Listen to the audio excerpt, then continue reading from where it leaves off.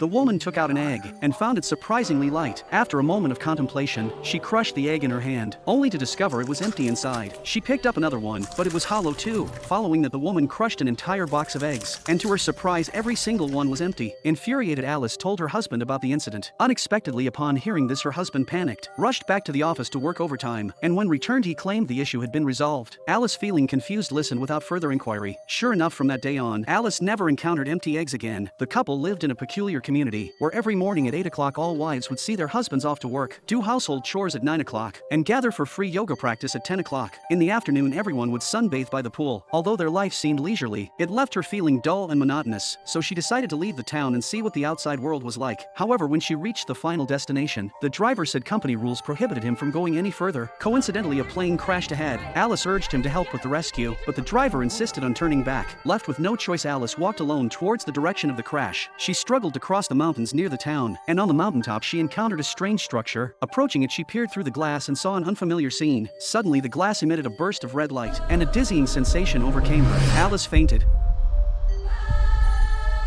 And when she woke up again, she found herself back in her bed at home. Everything that happened yesterday seemed as if it never occurred. One day Alice was cleaning the windows when she failed to notice the wall behind her slowly closing in. Just as it seemed Alice was about to be flattened, the phone rang and the wall abruptly returned to its original state. Alice answered the call, and it was her new neighbor Margaret, who spoke in a strangely ominous tone. Margaret warned her not to trust anyone and to find a way to escape. Alice found Margaret's words perplexing and decided to end the call. However, the next day she discovered her reflection in the mirror had transformed into that strange neighbor. Witnessing the reflection shattering the glass, Alice screamed, only to be met with puzzled looks from those around her. Turning back, she realized it was all an hallucination. Upon returning home, Alice saw Margaret standing on the roof. She initially thought it was another hallucination, but Margaret took out a knife.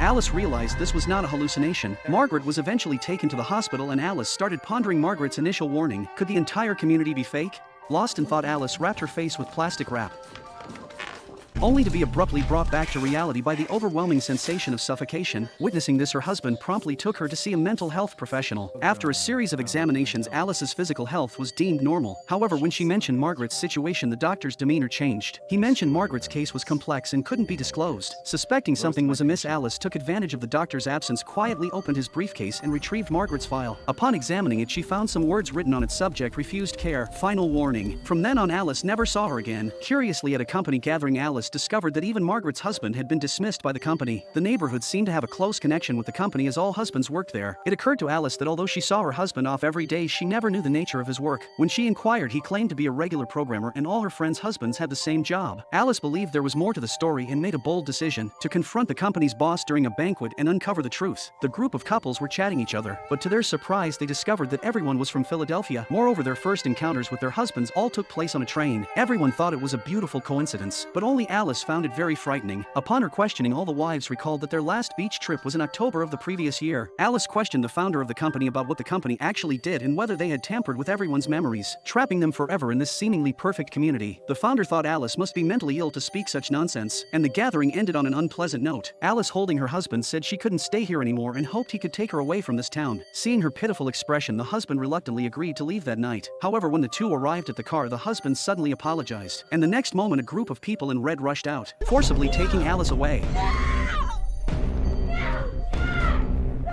That's right, the company was about to perform memory deletion surgery on Alice to dispel her doubts about the town. However, as she looked at the nurse next to the operating table, Alice's original memories were actually activated. She remembered being a nurse and somehow ending up in this eerie neighborhood. After returning home, her memories not only did not fade but became clearer. She remembered living with her husband in an old apartment, so how could they afford such a luxurious villa now? Gradually, she realized that this town was not the real world, and what she saw on the mountaintop last time was the true external reality. Then she snatched her husband's car and escaped. Despite the men in the entire community trying to stop her, she successfully reached the mountaintop. Just as the people in red were about to catch her, Alice successfully rushed through the glass door and returned to the real world. It turned out that in real life, Alice was a nurse and her husband was a struggling novelist. Living in the old apartment, their conflicts were constant, and their relationship was growing distant, until one day her husband joined a secret project. With the device on, one could enter a perfect virtual world world. Although the project was still in the experimental stage, her husband secretly signed up. Knowing Alice would never agree to live a virtual life with him, while she was asleep, he surreptitiously put the device on her and had the project leader erase her real-world memories. Every day he went out to work during the day, but in reality he would exit the virtual system to take care of Alice's body, preventing her from dying. It was only when Alice woke up this time that she successfully escaped from the virtual world. However, there were still over 60 couples in the neighborhood. What would happen to the other wives or husbands who were still kept in the dark?